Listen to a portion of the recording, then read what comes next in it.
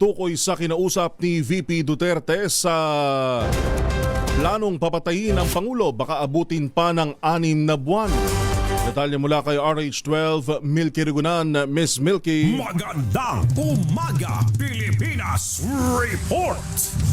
3 hanggang 6 na buwan matutukoy na umano ng National Bureau of Investigation kung sino ang kinausap o kinontrata ni Vice President Sara Duterte sa kill plot. Ito ang sagot ni NBI Director Melvin Matibag nang tanungin ni Senate President Win Gatchalian kung kailan matutukoy ang nakausap ng Vice Presidente.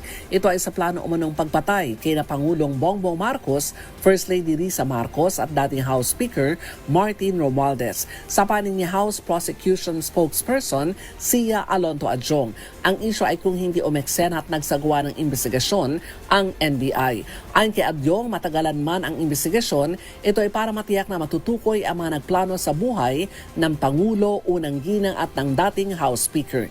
Narito si House Prosecution Spokesperson Zia Alonto Adjong. Ako si Milky Rigunan, nagulat para sa RH, una sa Pilipinas, una sa Pilipino.